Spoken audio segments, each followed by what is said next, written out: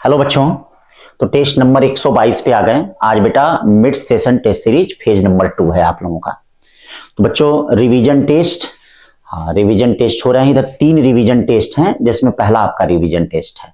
जैसे है क्या, थोड़ा थोड़ा जो हम लोग पढ़ते चल रहे हैं उसको तैयार करते चलें। अब ये नहीं कि अप्रैल में हम तैयार करेंगे। जैसे होता क्या इस मिड सेशन टेस्ट सीरीज का मतलब क्या है बेटा, कि जो भी हो रहा है उसको थोड़ा थोड़ा तैयार करते चले। हाँ, जितना हो सके उसको बांधते चले। बांधने का मतलब अपने आप में उसको क्या है, रिजर्व करते चले। यही इस मिड सेशन टेस्ट सीरीज का क्या है, फायदा होगा, बहुत फायदा होगा बेटा। अगर ये काम जनवरी में तो आप 70% सिलेबस अगर आप कवर कर लेते हैं इस तरह से, तो समझ लीजिए आपके लिए चमत्कार हो जाएगा। तो टेस्ट सीरीज यही सिखाएगी। तो टेस्ट सीरीज एकदम एनसीईआरटी बेस्ड है बेटा। जो भी डिस्कशन करना है एकदम एनसीईआरटी का किताब लेके बैठिए, क्लास 12th वाली, अब उसी पे हम लोग डिस्कशन करेंगे। चलिए आइए, हम आपको बता दे रहे हैं, एक तरह से हिंट दे रहे हैं कैसे क्या है। जैसे मान लीजिए पहला क्वेश्चन हमने दिया है बच्चा, तो पहला क्वेश्चन दिया है यहाँ पे, कह रहे हैं कि the electric field due to discrete charge configuration is not defined at the location of discrete charge. तो डिस्क्रीट का मतलब बेटा असतत चार्ज, मतलब ऐसे चार्ज जो होते हैं वो डिफाइन नहीं होते हैं। जैसे देखिए हमने कहा कि NCERT class 12 chapter number 1 page number 41, तो न्यू एनसीईआरटी निकालिएगा, न्यू एनसीईआरटी पे निकालिएगा। अब जैसे मैं बता दे रहा हूं, सब क्वेश्चन में तो नहीं बताऊंगा। हाँ, इससे ये होगा कि जानते हैं एनसीईआरटी से जो देने का मतलब यही है कि आप एनसीईआरटी पढ़ना शुरू कर देंगे। और क्वेश्चन का ट्रेंड क्या चला हुआ है बेटा, एनसीईआरटी से हो रहा है।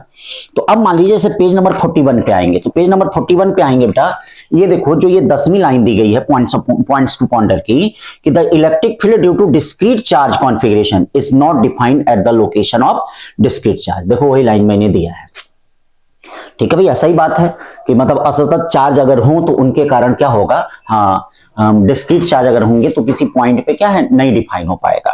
तो यहां से देखिए, फिर इसमें देखिए दूसरा दिया, the electric field due to charge configuration with total charge 0 is 0। तो ये देखिए दूसरी लाइन क्या है, the electric field due to charge configuration with total charge 0 is not 0। देखिए 0 इज नॉट 0 दिया है। जैसे डाइपोल में क्या होता है, आप देखिए डाइपोल में टोटल चार्ज 0 होता है, क्या डाइपोल के कारण इलेक्ट्रिक फील्ड 0 होती है? तो इसीलिए स्टेटमेंट फर्स्ट सही कह रहा है, सेकंड क्या कह रहा है, गलत कह रहा है। ठीक है, स्टेटमेंट फर्स्ट सही है। तो इस तरह से एनसीईआरटी में जैसे ये हमने नीचे दे भी दिया है, new NCERT class 12 chapter number 1 page number 41, ऐसे करके आपको मिलेंगे। ठीक है ना। तो ये सब अब हमेशा हम एनसीईआरटी जैसे किताब को नहीं दिखाएंगे, आप पढ़ने की आदत बनाइए। क्या पॉइंट्स ऑफ ऑर्डर आप पढ़ रहे हैं कि नहीं, क्या पीछे पैराग्राफ पढ़ रहे हैं कि नहीं, क्या इनके न्यू एनसीईआरटी फॉलो करें, न्यू एनसीईआरटी। हाँ, क्या आप ये क्वेश्चन लगा रहे हैं कि नहीं, इधर उधर भटकने की वजह से पहले आप अपने एनसीईआरटी को लगाइए। ठीक है, क्या ये आप एग्जाम्पल लगा रहे हैं कि नहीं, क्या आप ये समरी पढ़ रहे हैं कि नहीं। अगर आप पढ़ रहे हैं तो बेटा आपकी तैयारी सही चल रही है। ठीक है, नहीं तो फिर इसका मतलब क्या है, झूठ मूठ का केवल फिजिक्स में आप ज्ञान ले रहे हैं, तैयारी आपकी सही नहीं चल रही है। तो ये है, तो हर पेज पे मैंने दे दिया है बेटा किस किस पेज से है, आप इसको देख लीजिएगा। तो 1 का भी सही है। दूसरा देखिए, cube of side which first face at x equal to a, opposite face at x equal to 2a। ठीक है, opposite face at x equal to, और इलेक्ट्रिक फील्ड जो दी गई है अल्फा x पे 3/2 दी गई है। देखिए इलेक्ट्रिक फील्ड क्या दी गई है, अल्फा x पे 3/2 दी गई है। In which alpha is constant, calculate charge in the cube. अब ये भी देखिए NCERT class 12 chapter number 1 page number 31, page number 31। जैसे पेज नंबर 31 पे आते हैं, मैं आपको बस 1-2 क्वेश्चनों के लिए दिखाऊंगा, सबके लिए नहीं। हाँ, बाकी आप सब है अपना खोजिए, सर्च करिए, एनसीईआरटी लेके बैठिए। जैसे देखिए ये वाला क्वेश्चन है 31 पेज पे, देखिए इसी क्वेश्चन को मैंने थोड़ा सा ट्विस्ट किया है, इसमें अल्फा x पे 3/2 कर दिया है मैंने। ठीक, तो अब एनसीईआरटी लेके बैठिए बेटा, एनसीईआरटी लेके बैठिए, एनसीईआरटी लेके मिलाइए। तो अब यहां पर क्या कहा जा रहा है, क्यूब है, क्यूब का देखिए इस तरह से ये क्यूब दिया गया है, क्यूब है ये देखिए, क्यूब का फर्स्ट फेस जो है वह कहां पे दिया है, ये x एक्सिस दिया है, ये y एक्सिस दिया है, और ये क्या दिया गया है, z एक्सिस दिया है। और ये देखिए ये क्यूब का फर्स्ट फेस जो है वह इधर की तरफ है, इधर की तरफ है। E इक्वल टू कितना दिया है, अल्फा x पे 3/2 दिया है। इसका मतलब इलेक्ट्रिक फील्ड वेरी कर रही है। यहाँ पे इलेक्ट्रिक फील्ड कितनी होगी, E1 इक्वल टू देख लीजिए अल्फा a पे 3/2 हो जाएगा, और यहाँ इलेक्ट्रिक फील्ड क्या हो जाएगा, E2 इक्वल टू क्या हो जाएगा, अल्फा 2a पे 3/2। 2a पे 3/2 का मतलब इसको आप लिख सकते हैं E2 equal to alpha 2√2 a पे 3/2। ठीक है, इलेक्ट्रिक फील्ड निकल गया। अब इसी तरह से इनकमिंग फ्लक्स निकालना है, ये देखिए फाई इन जो होगा वह कितना हो जाएगा, हाँ माइनस अल्फा a पे 7/2 हो जाएगा, a का स्क्वायर होगा। ठीक है, 7/2, और फाई आउट कितना हो जाएगा, फाई आउट कितना हो जाएगा, प्लस अल्फा 2√2 ए पे 7/2 ये भी हो जाएगा। तो टोटल फ्लक्स कितना होता है आप बताएंगे? 2√2 - 1 और अल्फा ए पे 7/2 हो गया कि नहीं? 2√2 ये फ्लक्स हो गया। अब चार्ज फाई इक्वल टू क्या होता है जरा बताएंगे? Q/ε0। या Q इक्वल टू क्या हो जाएगा बताएंगे? फाई ε0। Q इक्वल टू क्या हो जाएगा? फाई ε0। फाई ε0 का मतलब कितना हो गया? 2√2 - 1 और अल्फा ए पे 7/2 ε0। तो देखिए कौन सा है? ये वाला ऑप्शन है। तो ये भी एनसीईआरटी से देखिए एकदम श्योर। यहाँ पेज नंबर हमने लिख दिया है। अगर नहीं आप पढ़ रहे हैं तो पढ़ना शुरू कर दीजिए बेटा, ठीक है? तभी जाके आप कर पाएंगे। तीसरा question, out of the following, ये भी देखिए new NCERT class 12 chapter number 1 page number 30 पे आपको मिलेगा। हाँ, पेज नंबर 30 का मतलब क्या है? हाँ, जैसे आप देखिएगा पेज नंबर 30 पे आप आएंगे, ये देखिए पेज 15 है जैसे पेज 30 पे, तो 30 पे देखिए यहाँ पे 3-4 लाइनें ये लिखी हुई हैं पेज 30 पे, इसी से आपका क्वेश्चन बना है। ऐसे ही क्वेश्चन आजकल चल रहे हैं बेटा, ऐसा ही ट्रेंड आपका आजकल आ रहा है और ऐसे ही आपको पढ़ना है। यही मैंने क्लास में भी आपसे कहा था, ठीक है? जो भी बच्चे सुन रहे हैं इस तरह से करें। हाँ, बहुत इधर उधर फालतू पढ़ने की जरूरत नहीं है। एनसीईआरटी को फॉलो करिए, सब आपके क्वेश्चन उसी में से मिल जाएंगे। Out of the following which option is incorrect? Gauss law is the true for any close surface. हाँ, सही बात है, किसी क्लोज सरफेस के लिए। ये Gauss law depends on the shape of surface, नहीं भैया, शेप ऑफ सरफेस पे डिपेंड नहीं करता। तो तीसरे का बी हो जाएगा। फिर देखिए चौथा, ये भी एनसीईआरटी से आपका है, NCERT class 12 chapter number 1 page number 17 example 1.7। क्या करा है? Proton, deuteron and alpha particle fall in vertical downward electric field, find the ratio of time of fall for equal height. देखिए बेटा, time of fall equal height, equal height का मतलब जैसे मान लीजिए हाँ, ये डाउनवर्ड इलेक्ट्रिक फील्ड बच्चा दिया गया है, ये देखिए डाउनवर्ड इलेक्ट्रिक फील्ड। तो इसमें क्या है? कोई चार्ज पार्टिकल मान लीजिए गिर रहा है, तो कोई भी चार्ज पार्टिकल अगर गिरेगा बेटा, तो ये देखिए टाइम क्या होगा? टाइम t इक्वल टू क्या हो जाएगा? √2h बाई उसका एक्सेलेरेशन। और एक्सेलेरेशन क्या होता है भैया? एक्सेलेरेशन क्या होता है? 2h। एक्सेलेरेशन होता है charge into electric field upon mass. हाँ, ये इन होता है फोर्स अपॉन मास। इसका मतलब T directly proportional to √m by कितना होगा? Q होगा। T directly proportional to √m by कितना हो जाएगा? Q। अब देखिए यहाँ पे time of fall equal height, तो कौन गिर रहा है? T प्रोटॉन, T ड्यूट्रॉन और T क्या है? Alpha particle. तो प्रोटॉन का मास कितना होता है? यमी होता है। ड्यूट्रॉन का मास कितना होता है बेटा? ड्यूट्रॉन का मास कितना होता है? हाँ, 2m बाई क्यू होता है। और अल्फा पार्टिकल का मास कितना होता है? 4m बाई कितना होता है? 2q होता है। तो 1/√2 इंटू √2, 1/√2 इंटू √2, कौन सा ऑप्शन होगा? सी वाला होगा, ठीक है? 5 देख लीजिए, find the order of product of ratio of electrostatic force, gravitational force between proton and electron. देखिए ये अलग अलग से आया भी है। अब देखिए ये भी आपका एनसीईआरटी पे है बेटा, एनसीईआरटी पे पेज है, देखिए एनसीईआरटी पे पेज दिया गया है। कौन सा है? Example number 1.3 page number 9। ये पेज नंबर 9 पे चलते हैं, देख लीजिए छोटी छोटी बातें। अब जैसे ये एग्जाम्पल नंबर 1.3 है, देखिए यहाँ पे क्या क्या दिया है, किसके किसके बीच का? ये देखिए प्रोटॉन और इलेक्ट्रॉन के बीच, प्रोटॉन और इलेक्ट्रॉन के बीच बेटा क्या है? प्रोटॉन और इलेक्ट्रॉन के बीच ये देखिए FeE, ठीक है? FeE मतलब इलेक्ट्रोस्टैटिक्स, और F ग्रेविटेशनल, ये किसके किसके बीच हो गया? ये प्रोटॉन और इलेक्ट्रॉन के बीच। ये जो हो गया वह 10 टू पावर कितना है? 39 का ऑर्डर है, ठीक है? उसी तरह सिमिलरली इलेक्ट्रोस्टैटिक्स और ग्रेविटेशनल फोर्स किसके किसके बीच? प्रोटॉन के बीच बेटा, ये 10 पावर 36 हो गया। दोनों को मल्टीप्लाई कर दीजिए, 10 टू पावर 39 इंटू 10 पावर 36। अब देखिए क्या हो गया? 10 टू पावर 75। देखिए हमने प्रोडक्ट पूछा था, क्या पूछा था? प्रोडक्ट पूछा था, अलग अलग नहीं पूछा था। हो सकता है अलग अलग आप ये मार दिए हो, अलग अलग आप ये मार दिए हो, लेकिन हमने प्रोडक्ट पूछा था। क्या पूछा था बेटा? प्रोडक्ट पूछा था, ठीक? तो इस तरह से देखना है एनसीईआरटी, ऐसे ही एनसीईआरटी एकदम पढ़िए। अरे चाहे तो आप 3 महीना बहुत है आपके लिए, पूरा फिजिक्स केमिस्ट्री अगर ऐसे ही एनसीईआरटी का तैयार कर लें, 90 क्वेश्चन बेटा इसमें भी करके आएंगे, जैसे बायो में आप करके आ रहे हैं। तो प्लीज एक काम करिए, उसके बाद देखिए मजा आ जाएगा, रैंक आ जाएगी पूरे पूर्वांचल से, आपका क्या है? रैंक आ जाएगा, पूरे भारतवर्ष में आप छा जाएंगे बेटा। 5 के बाद 6वां देखते हैं। A point charge 2 coulomb move from infinity, ये देखिएगा इन्फिनिटी से मूव कर रहा है। कहां मूव कर रहा है बेटा? Infinity to point P। Point P is 18, ये भी देख लीजिए एनसीईआरटी कहां से है? Charge coulomb, find work done in bringing of charge. तो work done W equal to क्या होगा, क्यू भी होगा। अब V कितना होगा बेटा, 1/4 pi epsilon naught Q by R. उस पॉइंट पे पोटेंशियल चाहिए कि नहीं, तो क्यू दे दिया है, 2 दे दिया है, ये क्या हो गया 9 × 10⁹ और क्यू कितना दे दिया है, ये देखिए क्यू क्यू क्यू क्यू कितना हो जाएगा 4 हो जाएगा और ये कितना हो जाएगा 18। तो अब इसका मतलब कितना हो गया, 9 से 2 चला गया, 2 से 2 यानी 4 × 10⁹ जूल हो जाएगा।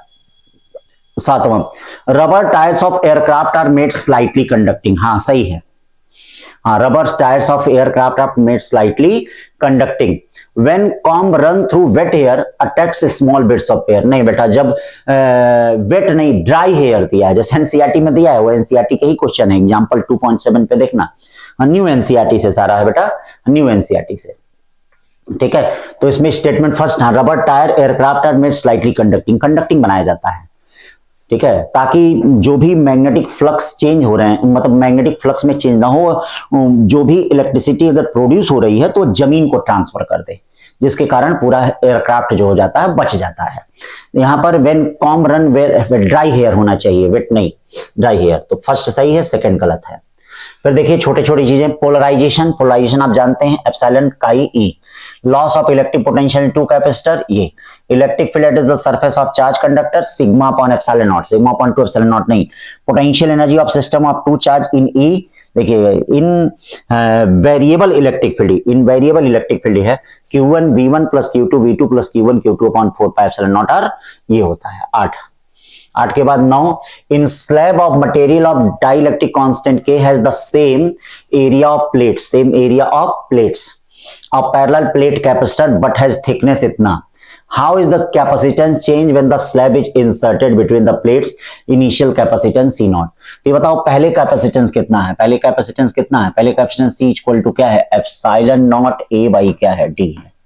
अब बाद में क्या हो जाएगा, C dash equal to epsilon naught A upon D minus T, D minus T का मतलब क्या हो जाएगा 4D अपॉन कितना 5 और प्लस T बाई यानी 4D upon 5K, 4D upon क्या 5K, या C डैश इक्वल टू क्या हो जाएगा, जरा epsilon naught A upon solve कर लीजिए, 5 में से D बाई कितना हो जाएगा 5 या 4D अपॉन कितना हो जाएगा 5K, ठीक है, या epsilon naught A upon D common हो गया, ठीक है, यहाँ क्या बचा 5K बचा और यहाँ एलसीएम जो आया 5 से 5K प्लस 4, ये देखिएगा इसको C0 कहेंगे, C0 5K upon K plus 4, ये देखिएगा, ठीक है, ये हो गया, ये भी एनसीईआरटी से रिलेटेड है बेटा, हाँ ये आपका हो गया बी वाला ऑप्शन, ठीक है ना, ये देख लीजिएगा class 12 chapter number 2 page number 71 example 2.8 मैंने दिया है, ठीक है ना बेटा, ये भी एनसीईआरटी से रिलेटेड है। In the given figure, 4 capacitor each 10 microfarad connected to 100 volt main supply. Connected to find product of charge on capacitor C1 and C2. 10 question पे आते हैं। In the given figure, 4 capacitor each 10 microfarad connected to 100 volt supply. 100 volt supply से connect है। Find product of charge on capacitor C1 and C2. तो C1 पे कितना हो जाएगा, C1 पे तो 100 वोल्ट ही होगा, तो इसका चार्ज क्या हो जाएगा Q1 इक्वल टू क्या 10 into 10 to power minus 6 into 100। चलिए C2 क्या हो जाएगा, ये तीनों सीरीज में हो गए, ये तीनों सीरीज में हो गए, तो इसका मतलब C इक्वल टू कितना हो जाएगा 10/3 into 10/3 into 10/3 into 10/3 into 100, 10/3 into 100, 10/3 into 100 हो जाएगा। अब जब इसको मल्टीप्लाई करेंगे तो Q1 और Q2 का product 10 into 10 to power minus 6 into 10/3 into 10 to power minus 6 into 100, कहीं कोई आ नहीं रहा है, तो इसीलिए डन होगा, क्या होगा डन, ठीक है भाई। 11 statement in all substance the carriers of current are electrons, नहीं भाई, हाँ ये देखिएगा, अब ये भी एनसीईआरटी पे है, समरी पॉइंट जैसे मैंने उठाया है, हाँ तो ये सब पढ़ लीजिए, यही सहल विवाद का मोस्ट और ऑल वाला ही क्या था, हाँ तो किस पेज पे है, पेज नंबर 103, देखिए एनसीईआरटी पे दिया है, हाँ समय नहीं था, नहीं तो बगल में ही एनसीईआरटी का वह कट पेस्ट भी रख दिए होते, हाँ जैसे देखिए, हाँ क्या लिखा है इन मोस्ट सब्सटेंस लिखा है, देखिए यहाँ 6 वाले पे देखिए 5 और 6 most substance the carriers of current are electrons. तो मैंने लिखा in all substance the carriers of current are electron, नहीं, अरे भाई सेमीकंडक्टर में आप होल भी पढ़ते हैं, ठीक है, तो ये यहाँ पे इन मोस्ट सब्सटेंस लिखा है, तो इसीलिए इन ऑल सब्सटेंस ये वाला आपका क्या है। हाँ, फिर second, metals have high resistivity with respect to insulator. यहाँ देखिए, यहाँ रेजिस्टिविटी का ऑर्डर भी दिया है, देखिए द रेंज इतना, इंसुलेटर का आपका सबसे, insulator like glass and rubber have 10⁻22 10⁻24 time greater resistivity semiconductor, ये तो ये गलत लिखा है, फर्स्ट सही है, सेकंड क्या है, बोथ स्टेटमेंट आर इनकरेक्ट, दोनों गलत हैं, ठीक है ना। तो ये सब देखना है एनसीईआरटी से, अगर नहीं पढ़ रहे हैं तो बेटा ये सब पढ़िए, इधर उधर भटकिए मत, फिजिक्स में रिसर्च थोड़ी करना है, आइंस्टीन थोड़ी बनना है हमको, एडिसन थोड़ी बनना है, डॉक्टर बनना है, क्या बनना है डॉक्टर, वो भी कौन डॉक्टर, एमबीबीएस वाला। तो इसके लिए ये सब पढ़िए, बहुत आसान है फिजिक्स, बायो किससे भी आसान है बेटा, जैसे बायो में आप एनसीईआरटी पढ़ रहे हैं ऐसे पढ़िए, देखिए जिंदगी बन जाएगी आपकी। और सब सेल्फ मेड क्वेश्चन है बेटा, एक भी कहीं इधर उधर से नहीं है, सब लिखा है, लिख के टाइप हुआ है सब में, ठीक है, तो इसीलिए मेहनत करिए उसमें। 12 Estimate the average drift speed of conduction of electron in copper wire। Copper wire cross sectional area ये देखिए, कॉपर वायर है, क्रॉस सेक्शनल एरिया ये है, ठीक है, करंट इतना है, द डेंसिटी ऑफ कॉपर इतना है और एटॉमिक मास इतना है। तो बेटा इसके लिए अब आप क्या कर लीजिए, सबसे पहली चीज I इक्वल टू क्या होता है, बोलिए I इक्वल टू क्या होता है, I इक्वल टू देख लीजिए NEAVD होता है। तो drift velocity VD equal to क्या हो जाएगा, I/NEA। अब आपको क्या करना पड़ेगा, I कितना दिया है, I दिया है 27.2, n क्या दिया है, अवागाद्रो नंबर 6.023 इंटू 10⁻23 अवागाद्रो नंबर, और ये डेंसिटी कितनी हो जाएगी 9 इंटू 10⁻3 kg पर मीटर क्यूब, यानी 9 इंटू 10⁻, उसको आप बदल दीजिए, जैसे डेंसिटी है ना, हाँ, तो पूरा ये आपने बदल दिया तो kg पर मीटर क्यूब का बदल 10⁻6 हो गया, हाँ kg पर, and its atomic mass is 63.5 63.5। अब देखिए जैसे ये भी क्वेश्चन आपका यहाँ दिया है, हल्का सा मैंने बस करंट चेंज किया और कुछ तो नहीं चेंज किया है ना, हाँ, और कुछ नहीं चेंज किया है, देख लीजिए ये भी क्वेश्चन ही दिया है, देखिए हल्का सा मैंने बस चेंज किया है, यहाँ पे देख लीजिए, यहाँ पे देखिए सब कुछ दिया है 3.1 पे, ये देखिए सब हल्का सा वही मैंने कैलकुलेशन करके चेंज कर दिया। तो अब इसका आंसर जो आ जाएगा, यहाँ सब कुछ रख लीजिए, ये 63.5 दिया गया है और ये आपका क्या दिया गया है 1.6 इंटू 10⁻19। एरिया क्या दे दिया गया है, एरिया 10⁻17 है कि 10⁻7 है, 10⁻7 है, सॉरी ये 10⁻7 है, करेक्शन हो जाएगा आपका, 10⁻7 मीटर स्क्वायर हो गया, 10⁻- क्या हो गया, हाँ 7 मीटर हाँ स्क्वायर हो गया। तो जब इसको आप सॉल्व करेंगे, हाँ इसको सॉल्व करेंगे, देखना एक करेक्शन है जी, अभी बेटा 1 मिनट, कौन सा क्वेश्चन है ये, हाँ 10⁻17 हो गया है, करेक्शन किए थे ना, ध्यान नहीं दिए लोग, ठीक है, चलो अभी सब कराना पड़ेगा क्लास में। चलिए भाई 10⁻7 मीटर स्क्वायर है, ठीक है, करेक्शन हो जाएगा क्लास में बेटा, अभी उसके पहले ही वीडियो बन जा रहा है। तो अब इसको जब सॉल्व करेंगे तो बेटा ये लगभग आएगा आपका 20 मिलीमीटर पर सेकंड आएगा, ठीक है ना, तो सी वाला ऑप्शन होगा। चलिए 12 के बाद 13 देख लीजिए, बड़ा अच्छा क्वेश्चन, हाँ 13 कह रहा है बेटा कि x और y का रेशियो क्या होगा, there is no current in G. देखिए भैया गैल्वेनोमीटर, हाँ ये आपका व्हीटस्टोन ब्रिज से है, जो पेज नंबर 100 पे दिया है, मतलब क्वेश्चन तो नहीं दिया है लेकिन उसके बारे में दिया है। तो देखो बेटा 3 टूजा है तो 54 टूजा यहाँ पे आएगा, 54 टूजा 108 होता है, तो 108 ये 216 होना चाहिए और ये पूरा भी 216 होना चाहिए। तो कब होगा, जब ये 72 होगा, और 216/72 कब हो जाएगा, 3:1 हो जाएगा, 3:1। सब बहुत प्यारा प्यारा एकदम क्वेश्चन बेटा, हाँ बेसिक एकदम एनसीईआरटी से।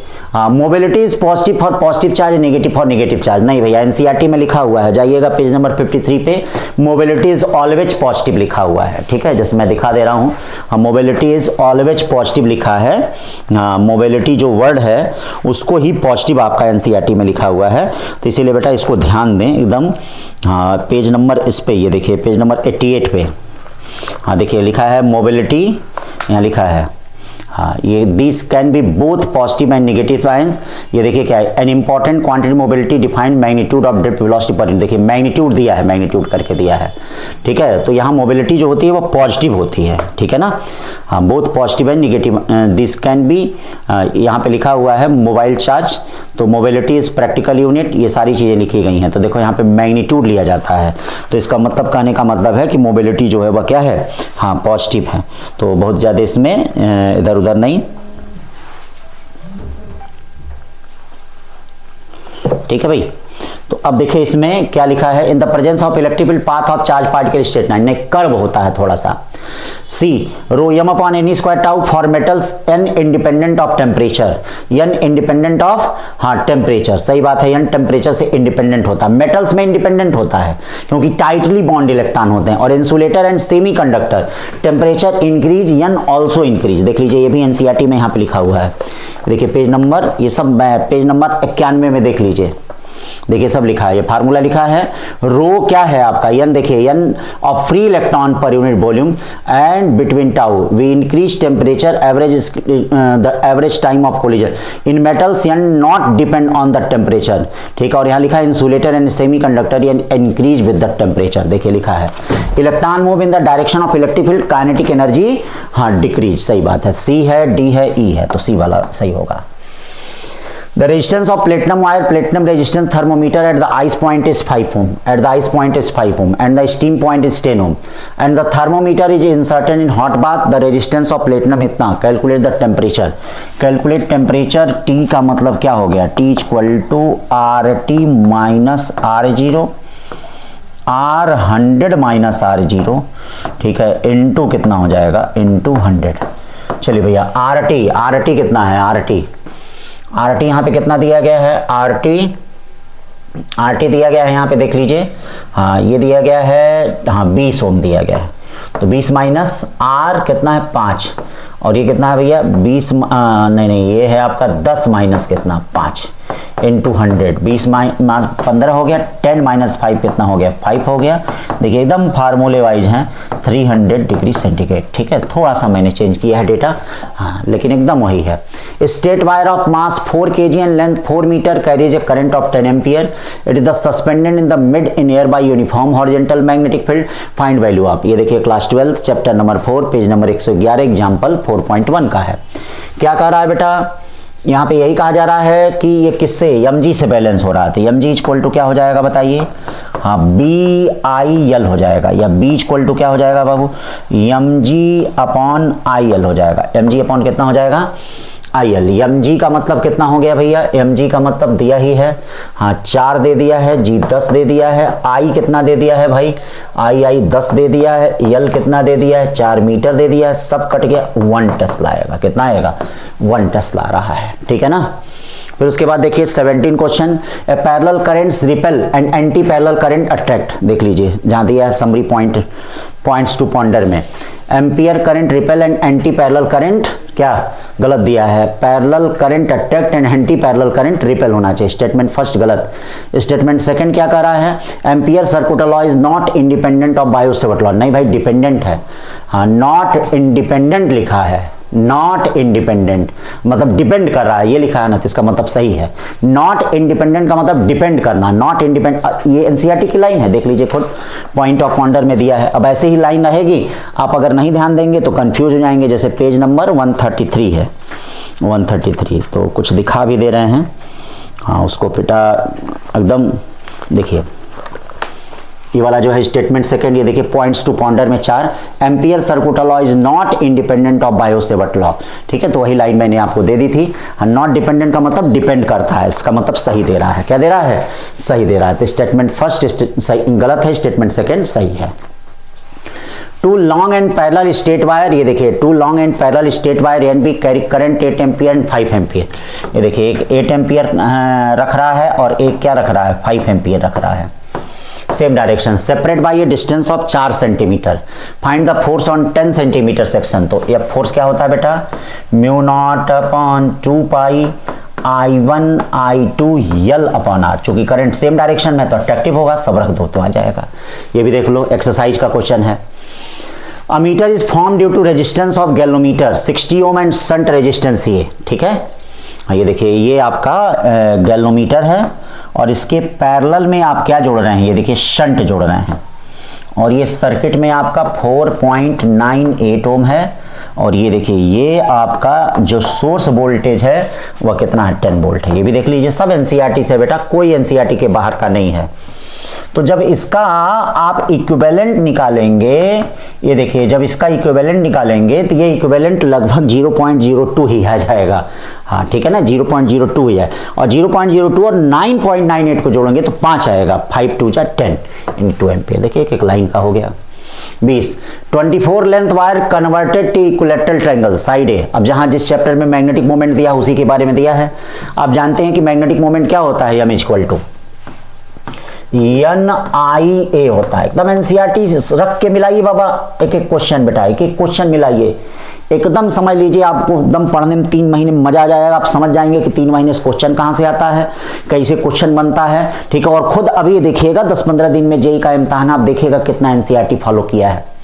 एकदम आप जबरदस्त, क्या इन 3 महीनों के अंदर क्या है, यहां से दिल्ली का सफर तय कर सकते हैं आप, ठीक है। तो 24 A length wire converted in equilateral triangle of side A, square wire of side A, hexagon of side A, current is same, find ratio of their magnetic moment. तो ये बताइए 24A से जो ट्रायंगल बनेगा उसमें कितने नंबर ऑफ टर्न्स होंगे, 3 number of turns होंगे 8। जो स्क्वायर बनेगा कितना होगा नंबर ऑफ टर्न्स, n2 = 6। और जो हेक्सागन बनेगा उसमें नंबर ऑफ टर्न्स कितने होंगे, जो हेक्सागन बनेगा उसका नंबर ऑफ टर्न्स कितना होगा भैया, 6 4 होगा। अब इसका कितना हो जाएगा, NIA 8I√3/4 साइड का स्क्वायर, यानी इसका हो जाएगा 2√3। इसका कितना हो जाएगा 6A का स्क्वायर, ठीक है भाई। इसका हो जाएगा 4 × 6, ठीक है, √3/4 साइड का स्क्वायर, 4 4 कट गया, 6√3 हो जाएगा, 6√3 हो जाएगा। ये देखिए ये मैग्नेटिक मोमेंट ये क्या हो गया, 2√3 हो गया, × 6 हो गया, × 6 √3 हो गया। जरा डिवाइड कर दीजिए, 1 × 2√3 × 3, 1 × 2√3 × 3 हो गया, ये हो गया रेशियो, ठीक है बेटा। सब एनसीईआरटी से। 21 coil of magnetic moment 10 ampere, magnetic field 8 Tesla, rotates in given magnetic field 0 to 90 degree, if moment of inertia 0.1 kg, find angular velocity omega. अब ये भी बेटा क्या है, पेज 126 पे एग्जाम्पल से उठाया है, देखना हो सकता है कई लोगों का ये गलत हो। हाँ तो कई लोगों का जिसका भी गलत है बेटा, इधर उधर भटकने की जरूरत नहीं, एनसीईआरटी पढ़ने की जरूरत है। हाँ घबराने की जरूरत नहीं है बच्चा लोग, एनसीईआरटी पढ़िए जैसे जैसे मैंने दे दिया है। हाँ और हो सकता है कि सारे टेस्ट ऐसे नहीं हो पाएंगे क्योंकि बड़ा टाइम टेकिंग टेस्ट होता है, बहुत ये समय लेता है बेटा। कितना समय हम लोग का लिया, हमारे सिस्टम का इस तरह का पेपर बनाने में बहुत समय लिया। हाँ बस ये पेपर इसलिए है कि आप एनसीईआरटी को पढ़ना शुरू कर दें, यही पेपर है। हाँ अगला पेपर भी एनसीईआरटी पैटर्न पे ही मिलेगा, हो सकता है एनसीईआरटी का ही मिले, जो भी हो। हाँ लेकिन इतना सिस्टमेटिक नहीं मिल पाएगा हाँ हर पेपर, लेकिन हाँ पढ़ने की आदत बना लीजिए, पढ़ने की आदत, क्योंकि अकेला मुझे हर काम करना है तो सब नहीं पॉसिबल होगा। पढ़ाना भी है, ये भी करना है, वह है, सब काम करने हैं बेटा, नहीं पॉसिबल हो पाएगा। हाँ लेकिन हाँ पढ़ना आप शुरू कर दीजिए, ये आपसे पॉसिबल हो सकता है, ठीक है। टेस्ट में कमियां जो आई हैं उनको सुधार लीजिए। अब देखिए जैसे मान लीजिए सब दिया गया है, ये सारा वही है, देख लीजिए सब। तो कैसे क्या होगा देख लो, पेज नंबर 127 पे है। 127 पे क्या कर रहा है, मोमेंट ऑफ इनर्शिया दिया गया है इस तरह से, और यहाँ पे ये देखिए सबसे पहली चीज आप जानते हैं टाउ इक्वल टू क्या होता है, टाउ इक्वल टू होता है mb sin थीटा। क्यों भाई, ओमेगा तक पहुंचना। टाउ इक्वल टू क्या होता है, आई अल्फा इक्वल टू क्या होता है, mb sin theta. Alpha equal to क्या हो जाएगा, mb/i sin थीटा डी। अब ओमेगा क्या होता है, अल्फा क्या होता है, ओमेगा डी थीटा। देखिएगा एक होता है आपका alpha omega D theta, mb/i और sin थीटा। ओमेगा का इंटीग्रेशन करोगे तो ओमेगा²/2 हो जाएगा, और इसका इंटीग्रेशन करोगे तो mb/i sin थीटा का क्या होगा, cos थीटा। साइन थीटा का क्या होगा, cos थीटा। कहाँ से कहाँ तक इंटीग्रेशन जाएगा, हाँ प्लस माइनस में बहुत घबराने की जरूरत नहीं है, 0 से 90, हाँ मतलब माइनस में आएगा, ये माइनस में आएगा, तो cos 90 माइनस cos 0, ठीक है, इसका मतलब omega square equal to 2mb upon I है, या ओमेगा इक्वल टू क्या हो गया, √2mb अपॉन आई। सब कुछ दे दिया है बेटा, आई दे दिया है, देख लीजिए आई दे दिया है, एम दे दिया है, बी दे दिया है, सब कुछ दे दिया है, सबको सही कर लीजिए, आंसर आएगा 40 सेकेंड पावर -1। भाई देखिए, a bar magnet exerted torque due to its own field, नहीं भाई गलत है, अपने ही कारण थोड़ा होगा, दूसरे की इलेक्ट्रिक फील्ड में वह करता है, ये भी देखिएगा। हाँ सब एग्जाम्पल ही उठाया मैंने। In paramagnetic substance net charge 0, net charge हाँ 0 सही है, in paramagnetic substance net charge 0 होता है, net charge 0 but atoms have net dipole moment, हाँ डाइपोल मोमेंट रखता है, नेट चार्ज 0 होता है, ठीक है ना, हाँ लेकिन उसमें जो करंट लूप बन जाता है उनके कारण वह क्या होता है, मतलब जो उनका स्पिन मोशन होता है उसके कारण उनका नेट डाइपोल मोमेंट होता है। जैसे डायामैग्नेटिक में ऑर्बिटल मोशन होता है, ठीक है, उसमें स्पिन मोशन होता है तो उसके कारण होता है, तो इसीलिए स्टेटमेंट फर्स्ट इनकरेक्ट है, सेकंड क्या है, करेक्ट है।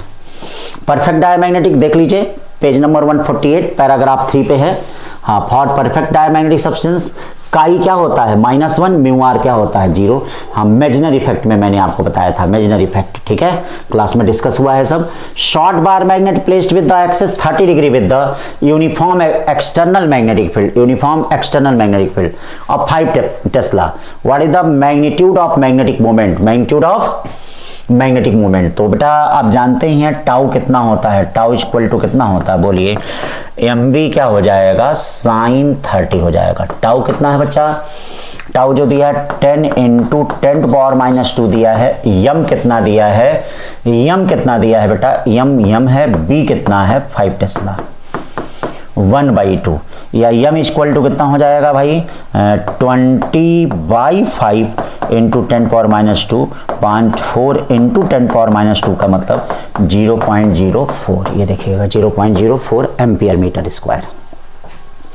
फिर देख लीजिए, out of following is oblique are correct, diamagnetism is universal, सही बात है बेटा, देख लीजिएगा ये लिखा हुआ है diamagnetism is universal property show करता है, मतलब दुनिया के जितने भी होते हैं, ये भी आपको पॉइंट्स ऑफ पॉन्डर में ही मिलेगा, जैसे अब ये नहीं कि सर ये कैसे हो रहा है, तो दुनिया के जितने पार्टिकल होते हैं बेटा उन सब में क्या होता है, डायामैग्नेटिज्म पाया जाता है। हाँ बस होता क्या है, जो परफेक्ट डायामैग्नेटिक होते हैं उसमें ज़्यादा मिलता है, हाँ बाकी सब में क्या होता है, कम मिलता है। देखिए यहाँ लिखा हुआ है ये, हाँ points of ponder page number 150, diamagnetism is universal, it is present in all material but it is weak and hard to detect if the substance is para और फेरोमैग्नेटिक। तो देखिए यूनिवर्सल है कि नहीं है डायामैग्नेटिज्म, तो कौन कौन से इसमें करेक्ट हैं ये आपको बताना है, ठीक है, तो ए करेक्ट है आपका।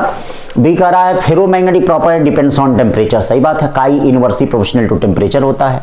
Aluminium NaCl is an example of diamagnetic, dia नहीं है पैरामैग्नेटिज्म के होते हैं, ये भी देख लीजिए एनसीईआरटी में है। हाँ ये सब चीजें वैसे तो मैंने लिखवाया भी है क्लास में, हाँ लेकिन यहाँ देखिए पैरामैग्नेटिज्म में सब लिखा हुआ है, हाँ कि इसके एग्जाम्पल में सब लिखा हुआ है, हाँ कि ये सारी चीजें क्या हैं आपके, देखिए diamagnetic bismuth copper lead silicon लिखा हुआ है।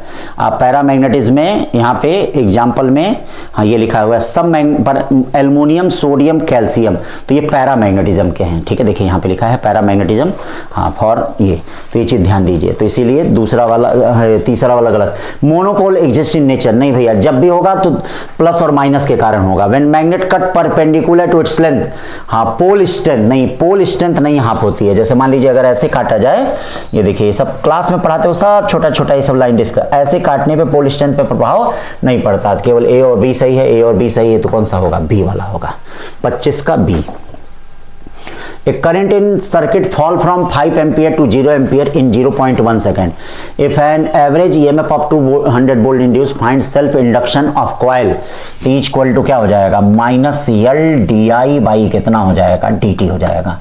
E कितना हो जाएगा बच्चा लोग, E हो जाएगा 200, L कितना हो जाएगा, L di कितना हो जाएगा 5, dt कितना हो जाएगा 0.1, L इक्वल टू 200 × 0.1 अपॉन 5, ठीक है, ये क्या हो गया 5 चौके 20, 0.1 यानी 4 हेनरी हो गया। कितना हो गया 4। 27 देखिए, a wheel with 10 metallic spokes each 1 metre long rotate a speed of 240 upon pi revolution per minute, horizontal component of earth field, find induced EMF between axis ending.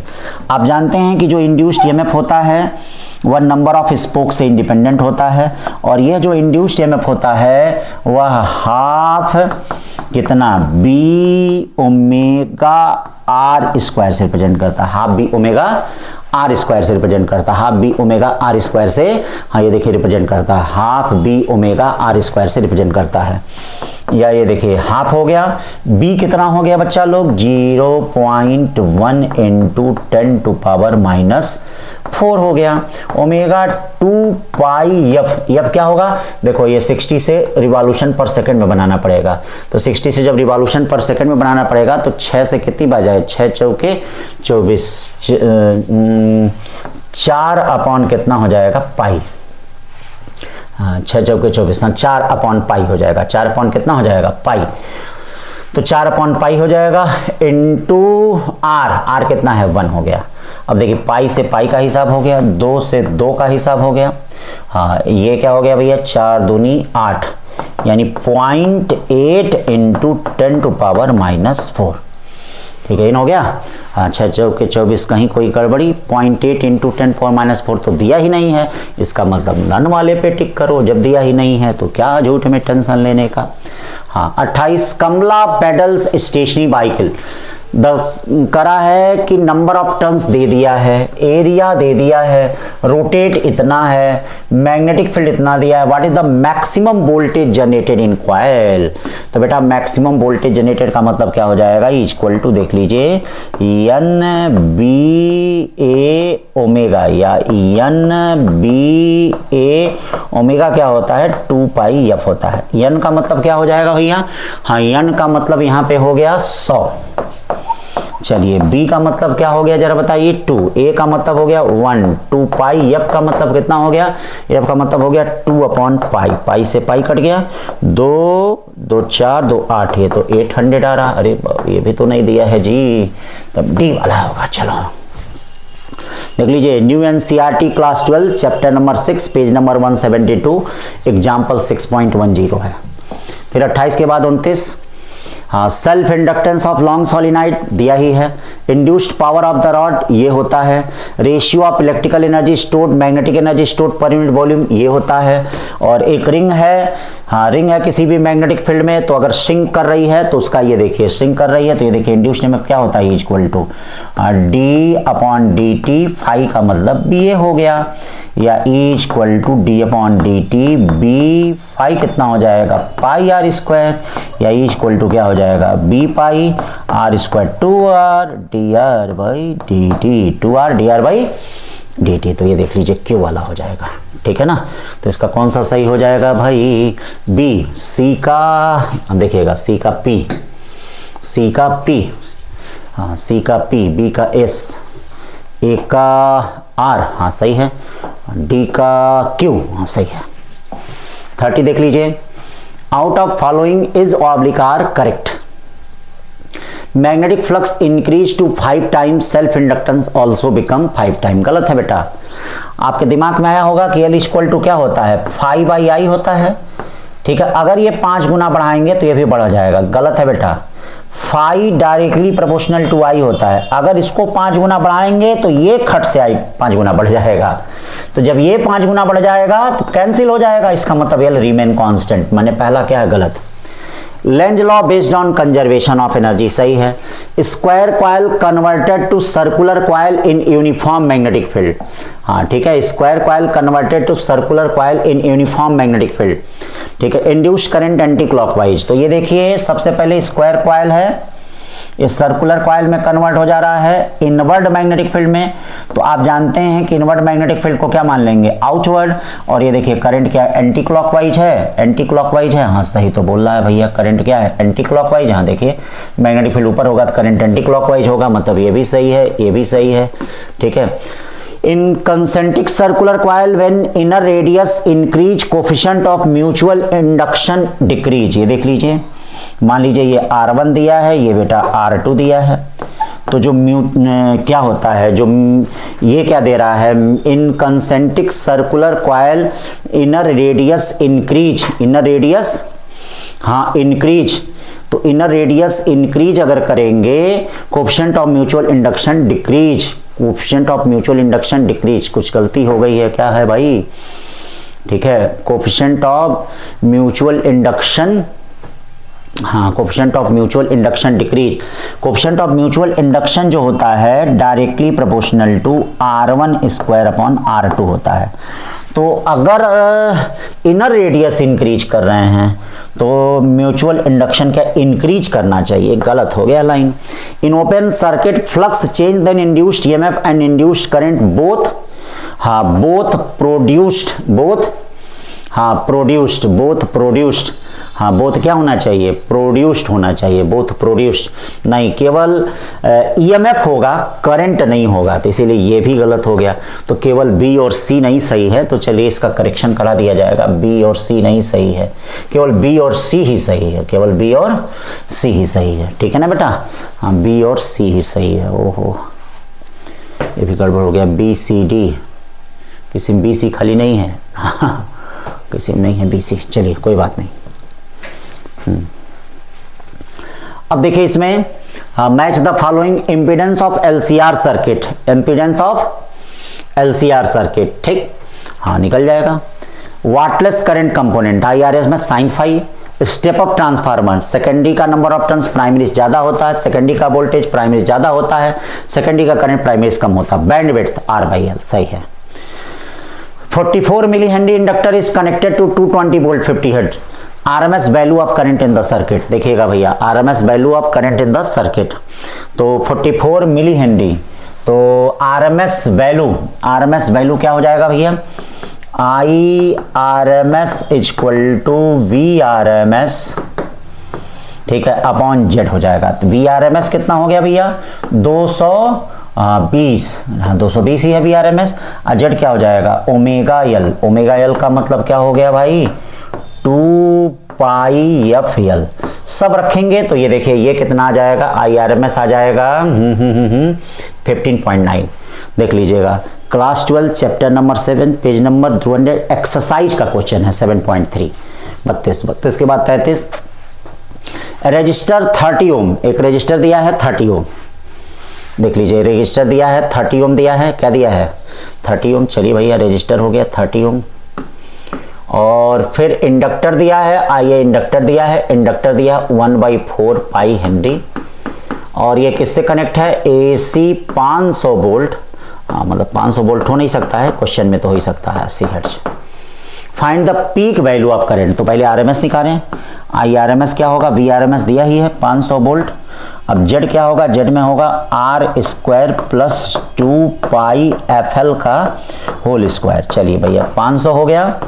अब जरा ये बताइए अंडर रूट R कितना है, 30 का square कितना हो गया 900, अब प्लस 2 हो गया, पाई हो गया, F कितना हो गया 1/4 पाई, और ये 80, ठीक है, देखिए 2 से 2 कट गया, यानी ये क्या हो गया 500 अपॉन 2500 का मतलब 2500 का मतलब 50, यानी 10 एम्पियर आया। लेकिन याद रखना इस पे मत टिक करना, हमने क्या पीक वैल्यू पूछा है, तो ये RMS वैल्यू आएगा, तो पीक वैल्यू हो जाएगा 10√2, यानी B हो गया 33 का। 34 transformer work in AC and DC both, गलत, खाली AC में काम करता है। Ideal transformer based on law of conservation of energy, सही, देखो जो इनकरेक्ट है वही छापना है, हाँ ये mechanical loss in transformer maximum, there is no mechanical loss in transformer, तो C. Capacitance connected with AC dielectric medium inserted XC increase, XC equal to क्या होता है 1/2 पाई FC, अगर डाइलेक्ट्रिक मीडियम इंसर्ट करेंगे C बढ़ेगा तो XC घटेगा, हाँ तो ये भी D भी सही हो गया। Long distance transmission of AC with step up transformer, step down नहीं स्टेप अप ट्रांसफार्मर से होता है, क्योंकि long distance transmission high voltage पे होता है, तो वो स्टेप अप ट्रांसफार्मर से होता है, तो ये भी सही हो गया। तो कौन सा होगा ACDE, देखिएगा यहाँ इनकरेक्ट है, करेक्ट नहीं है, ठीक है।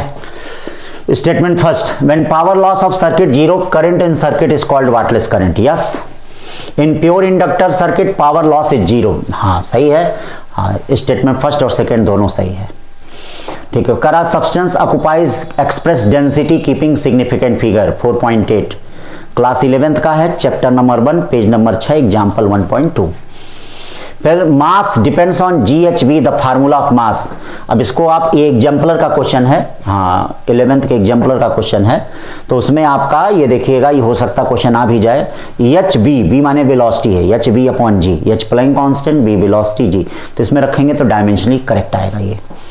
ठीक है, फिर ये क्या दिया एंगुलर वेलोसिटी का, देख लीजिए क्लास 11 चैप्टर में पेज नंबर 124 पे ये दिया है, हाँ पेज नंबर 24 पे जो पैराग्राफ दिया होता है। तो एंगुलर वेलोसिटी देख लीजिए, angular velocity T power, angular momentum ml2 T power -1, torque का ये मोमेंट ऑफ इनर्शिया। ठीक, फिर उसके बाद रो एंड ये देखिएगा ओल्ड एनसीईआरटी से है, जैसे है क्या न्यू एनसीईआरटी में आपका परसेंटेज एरर नहीं है, लेकिन परसेंटेज एरर एनएमसी के सिलेबस में है। तो क्या कर रहा है भैया, rho and volume wire constant if error in the length of 0.2%, find percentage error in resistance, resistance में कितने परसेंट का एरर होगा। तो इसका मतलब R इक्वल टू कितना हो जाएगा, R equal to rho L square upon volume.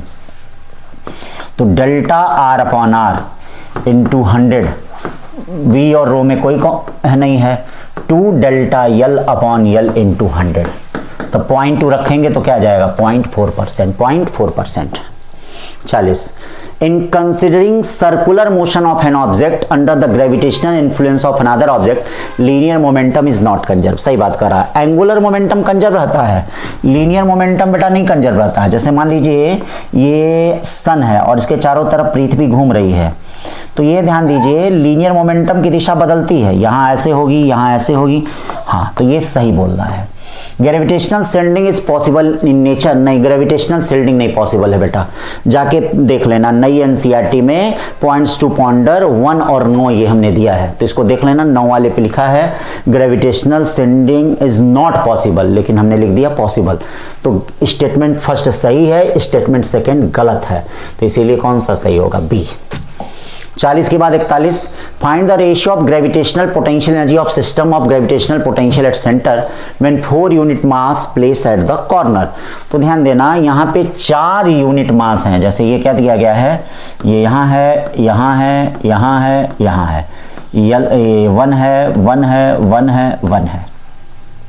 तो gravitational potential energy of system कितना हो जाएगा बेटा, यहाँ देख लो gravitational potential energy of system कितना हो गया, ये हो जाएगा U इक्वल टू पहले चारों मास का हो गया -4 GM स्क्वायर अपॉन L, फिर 2 उसका हो गया, 2 GM square upon L root 2, या U इक्वल टू देखिए GM square by L common ले लीजिए, ये क्या हो जाएगा 4 प्लस फ्लोस पर रूट 2 हो गया। चलिए ग्रेविटेशनल पोटेंशियल क्या हो जाएगा, ये डिस्टेंस कितनी हो जाएगी, ये डिस्टेंस हो जाएगी L बाई रूट 2 हो जाएगी। तो चारों मास के कारण कितना ग्रेविटेशनल पोटेंशियल हो जाएगा -4 GM, देख लीजिएगा L बाई रूट 2, ठीक है GM बाई L रूट 2। तो मास यूनिट मास दिया है तो कोई चक्कर ही नहीं है, दोनों को डिवाइड करो रे बाबा, ठीक है U अपॉन V को डिवाइड करोगे तो कितना होगा 4 प्लस रूट 2 अपॉन कितना हो जाएगा 4 रूट 2। चलिए रूट 2 कॉमन ले लीजिए, रूट 2 कॉमन ले लेंगे तो क्या हो जाएगा 2 रूट 2, ठीक है प्लस 1 अपॉन 4। अब 2 रूट 2 प्लस 1 बाई 4 कोई ऑप्शन है, अरे नन मार देंगे क्या, नन मत मारिएगा, देखिएगा 2 रूट 2 माइनस 1 से ऊपर नीचे मल्टीप्लाई कर दीजिए, 2 रूट 2 माइनस 1 से थोड़ा सा गणित हमने लगा दिया, हो सकता है आप लोग नन मारेंगे, हमें पूरा उम्मीद है, ठीक है लेकिन नन नहीं होगा। 2 दूनी 4 दूनी 8, 8 माइनस 1 और 4 2 रूट 2 माइनस 1 और ये 7 अपॉन 4 हो गया, मतलब ये वाला ऑप्शन हो गया, ठीक है ना बेटा। ये भी एनसीईआरटी का उदाहरण ही है, कोई घर से मैंने कोई क्वेश्चन नहीं दिया है, एनसीईआरटी पढ़ने की आदत बना लीजिए। In Kepler's law if the distance between earth and satellite increase by 7 time, कितना, the time period will become, time period will become, ध्यान दीजिएगा, the time period will become, time period कितना हो जाएगा, टाइम पीरियड कितना हो जाएगा, in Kepler's law if the distance between earth and satellite increase by 7 times the time period will become, तो time period होता क्या है बेटा, T directly proportional to R पे 3/2। देखिएगा इंक्रीज बाई है तो T dash directly proportional to क्या हो जाएगा 8r पे 3/2। ठीक है, 8r पे 3/2 का मतलब टी अपॉन टी डैश कितना हो गया। ठीक है, यहाँ पे पहले स्क्वायर रूट ले लें, यानी 2√2 पे कितना हो जाएगा cube.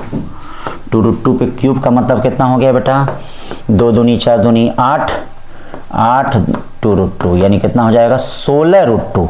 T dash equal to 16√2 T, जो कि कहीं आया है, नहीं आया, तो इसका मतलब नन होगा। क्या होगा, नन। 43 क्या कर रहा है, 3 unit mass equidistance on circular path of unit radius. Circular path of क्या, unit radius. Find speed of each mass if all revolve with the same speed on circular path. अगर सारे same speed से circular path पे revolve कर रहे हैं, किस पे स्पीड, हाँ सेम स्पीड से सर्कुलर पाथ पे रिवॉल्व कर रहे हैं।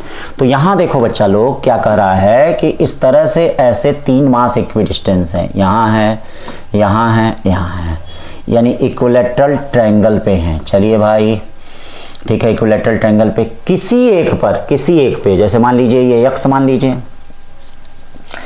मान लीजिए, और ये इनका सेंटर हो जाएगा, क्या हो जाएगा इनका सेंटर। तो ये x/√3 1 है, x/√3 यूनिट रेडियस, x/√3, इसका मतलब ये क्या हो गया, ये √3 हो गया। तो एक फोर्स इस पे लगेगा, एक फोर्स इस पे लगेगा, तो फोर्स कितना लगा, ये 60 डिग्री। देखिए ये फोर्स लगा gm² अपॉन कितना, √3 का मतलब 3। ये फोर्स कितना लगा, gm² अपॉन √3 का मतलब 3। चलिए नेट कितना हो जाएगा भैया, नेट कितना हो जाएगा जरा बताएंगे, gm² अपॉन 3 √3 हो जाएगा, gm² अपॉन 3 √3। और ये सेंट्रीफ्यूगल फोर्स के बराबर हो जाएगा, FC इक्वल टू देखिए mv²/r1 हो गया, दोनों आपस में बराबर होंगे, mv²/r1 हो जाएगा, gm² कितना हो जाएगा, √3 हो जाएगा। m तो यूनिट है, हटाइए, रूट में g/√3, रूट में g/√3 का मतलब है कोई एकदम है। छोटी छोटी बातें। 44 A 60 watt load is connected to secondary of transformer which primary draw a line। हाँ, primary draw line voltage, line voltage का मतलब वही 220 वोल्ट हो गया। हाँ, जैसे घरों में कितने की सप्लाई आती है, लगभग घरों का है 220 वोल्ट का हो गया। हो सकता है आप लोग ये कहें कि सर इस पे आपने दिया नहीं है, लेकिन आपको लाइन वोल्टेज जब दे दिया है तो 220 वोल्ट हो गया। If current 0.54 ampere flow in the load, what is the current in primary. तो बेटा जब कुछ कहा नहीं रहा था तो उसको आइडियल ट्रांसफार्मर मान के चलते हैं।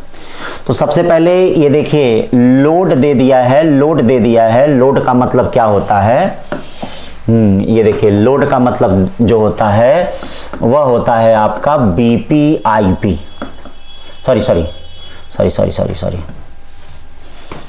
लोड का मतलब होता है VSIS। लोड कितना दे दिया बेटा, लोड कितना दिया 60 वाट। सेकेंडरी का वोल्टेज कितना दे दिया है, सेकेंडरी का वोल्टेज निकालना है, 0.54 है, तो VS इक्वल टू करीब 110 वोल्ट आएगा। प्राइमरी का वोल्टेज जो हो गया वो कितना हो गया बेटा, 220 वोल्ट हो गया। देख लीजिए 220 वोल्ट हो गया, ये 110 आ जाएगा करीब सेकेंडरी का voltage. What is the current in primary आपको निकालना है, करंट इन प्राइमरी। तो अब क्या होता है ये देखिएगा, BP upon BS, IS upon IP, IS upon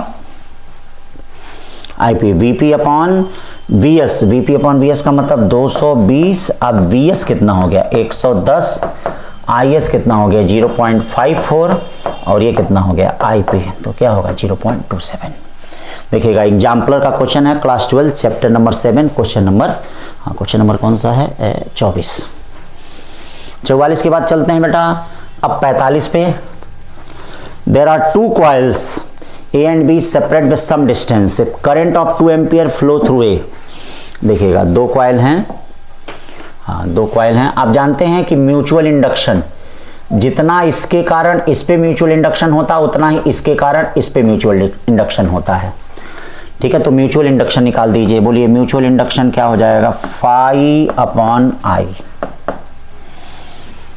phi upon I, phi कितना है बेटा 10⁻⁻2 है, I कितना है 2 है, ठीक है, m इक्वल टू 5/i, यानी 2 ऊपर चला गया तो इसका मतलब m इक्वल टू कितना हो जाएगा, ये जरा बताना।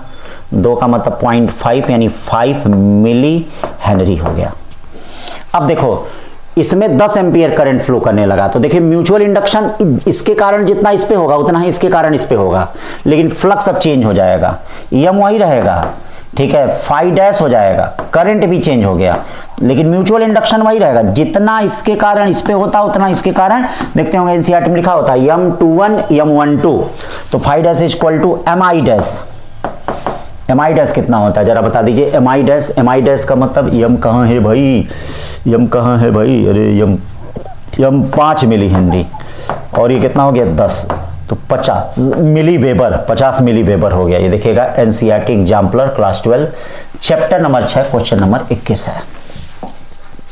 46 a ball of super conducting material dipped in nitrogen, nitrogen भी सुपर कंडक्टर, नाइट्रोजन ही डायामैग्नेटिक होता है, and placed near bar magnet it will repel. सही बात है भैया, डायामैग्नेटिक प्रॉपर्टी ही रहेगी, सुपर कंडक्टर है, नाइट्रोजन में डिप कर देंगे, डायामैग्नेटिक प्रॉपर्टी रहेगी, और डायामैग्नेटिक क्या होता है, मैग्नेटिक फील्ड से रिपेल करता है, तो फर्स्ट सही है, ठीक है। Second, and the direction of magnetic moment of material will same direction of magnetic moment. वैसे तो डायामैग्नेटिक का मैग्नेटिक मटेरियल क्या होता है, मैग्नेटिक मोमेंट क्या होता है, 0 होता है, लेकिन अगर मान लो मानते हो तो भी सेम नहीं होता, अपोजिट डायरेक्शन में होता है, किसी में भी अपोजिट होगा, ठीक है। तो इसका मतलब फर्स्ट तो सही है, सेकंड गलत है। 46 का भी।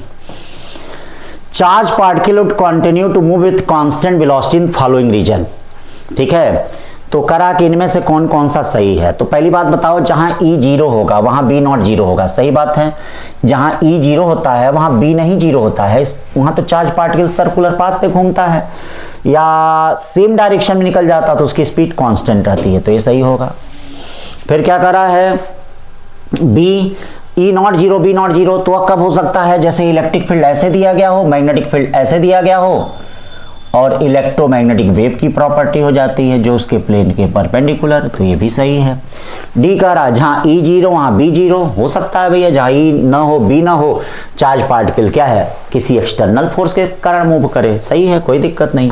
लेकिन जहां E नॉट इक्वल टू 0 और B 0 हो वहां भैया दिक्कत होगी, क्योंकि आप जानते हैं कि इलेक्ट्रिक फील्ड में अगर कोई चार्ज पार्टिकल चलता है तो उस पर एक्सेलरेशन लगता है, और जब एक्सेलरेशन लगेगा तो उसका वेलोसिटी पक्का बदलेगा, मैग्नीट्यूड भी बदल सकता है, डायरेक्शन भी बदलेगा, तो इस वजह से क्या ये वाला थोड़ा कम सही है, थोड़ा क्या एकदम कम सही है, तो ABD। 48 two conductors made of same material and have the same length, conductor A is the solid wire of diameter 1 millimetre, conductor B is the hollow tube of outer diameter 2 millimetre, outer diameter of 2 millimetre and the inner diameter of 1 millimeter. Find the ratio of their resistance. आपको उनके resistance का ratio बताना है, क्या बताना है, find the ratio of their resistance. तो पहला R1 क्या होगा बेटा, R equal to rho L by A, ठीक है, या R1 इनवर्सली प्रोपोर्शनल टू कितना है 1/3, 1/2 का होल स्क्वायर। R2 क्या होगा बेटा, इनवर्सली प्रोपोर्शनल टू, देखिएगा ध्यान दीजिएगा, हॉलो ट्यूब है, डायमीटर 2 है और इनर डायमीटर 1 है, तो इसका मतलब क्या हो जाएगा, इसका मतलब 1 का स्क्वायर माइनस 1/2 का स्क्वायर, 2 का स्क्वायर हो जाएगा, मतलब ये क्या हो जाएगा, एरिया में जो होगा पाई R2 square minus R1 square. क्यों ऐसा हुआ है देख लीजिए, ऐसे होने की वजह से ये R1 हुआ है, ये R2 हो जाए, तो पाई R2 का स्क्वायर माइनस R1 का स्क्वायर होगा। अब R1/R2 क्या हो जाएगा, 1 में से 1/4 जाए कितना हो जाएगा 3/4, और ये 1/4 यानी क्या आ गया 3:1। बड़ा आसान क्वेश्चन है, exemplar class 12 chapter number 3 question number 26। 49 electric potential V equal to 2xy yz plus zx, find magnitude of net electric field. हाँ, नेट इलेक्ट्रिक फील्ड, तो अब देखिए Ex निकालना है, तो Ex क्या होगा भैया, Ex जो होगा -2 d/dx, क्या बचेगा y, अब प्लस जेड, ये रखेंगे तो क्या हो जाएगा -4। सिमिलरली ई वाई क्या हो जाएगा -4। सिमिलरली ई जेड कितना हो जाएगा -4। अब बताइए नेट इलेक्ट्रिक फील्ड कितना हो जाएगा भैया, नेट इलेक्ट्रिक फील्ड जो हो जाएगा -4i cap -4j cap -4k cap, या इलेक्ट्रिक फील्ड का मैग्नीट्यूड कितना हो जाएगा रूट में 4 का स्क्वायर 4 का स्क्वायर 4 का स्क्वायर, या इसी को क्या कर सकते हैं 4√3 कर सकते हैं। सही है डी वाला। 50वें क्वेश्चन पे चलते हैं। 2 charge 2q minus 5q are placed on x axis separate by distance d. Where should be a third charge 2q placed such that it experience no any force? तो इसका शॉर्टकट तरीका भी मैंने बताया है बेटा। जैसे मान लीजिए 2q और -q चार्ज हों तो मैंने कहा था इसको बाहर रखेंगे, इससे कितना ये यहाँ रखेंगे, तो x की वैल्यू क्या होगी जिससे रखेंगे वह चार्ज, फिर बड़ा वाला चार्ज मैग्नीट्यूड में माइनस छोटा वाला चार्ज, यानी आंसर होगा √2d। शॉर्टकट बताया था मैंने, लेकिन ये तो आया ही नहीं भाई, तो इसका मतलब क्या होगा नट 50 का डी। तो इस तरह से बेटा आपने देखा मैंने 50 क्वेश्चन क्या है डिस्कस कर दिए। सारे क्वेश्चन जो हैं भैया एनसीईआरटी से हैं, कहीं कोई दिक्कत नहीं है। ठीक है बेटा, तो बढ़िया से मेहनत करिए। जैसे मैंने बताया कि एनसीईआरटी को पढ़ना है भली भांति, ये सब जैसे एग्जाम्पलर के क्वेश्चन हैं, एनसीईआरटी और एग्जाम्पलर दोनों को अच्छे से लगाइए। ये फिजिक्स केमिस्ट्री में दोनों काम करिए तो बेटा इसमें भी 90 क्वेश्चन तक आप पहुंच जाएंगे। ठीक है, तो 90 इसमें 90 बायो में, फिर हो जाएगा 720, नहीं 720 आएगा, 710 आएगा, 700 आएगा, हाँ लेकिन अच्छी जगह आएगा आपका, अच्छा रैंक आएगा आपका। ठीक है बच्चों, तो इसी तरह पढ़ते रहिए, हर अगले टेस्ट को भी देते रहिए। अगला टेस्ट भी इसी पैटर्न पे है। ठीक है, फिर उसके बाद ये तीनों रिवीजन टेस्ट करके करीब आप अपने 70% 65% जो भी हो सिलेबस को कवर कर लें। हाँ रिवाइज कर ले। अब ये नहीं कि अप्रैल में, ये मिड सेशन टेस्ट सीरीज का मतलब ही, रिवीजन टेस्ट सीरीज का मतलब है कि ताकि हमारा बच्चा जो है मैक्सिमम रिवाइज कर सके। ठीक है बच्चा लोग, तो इसको रिवाइज करते रहिए, पढ़ते रहिए, अगला टेस्ट और अच्छे से दीजिए और अच्छे से दीजिए। हाँ यही मंगल कामना है आपके लिए, और खूब आगे पढ़ें, खूब पढ़ें, खूब पढ़ते रहें और बेस्ट रैंक दें शहर का। Thank you.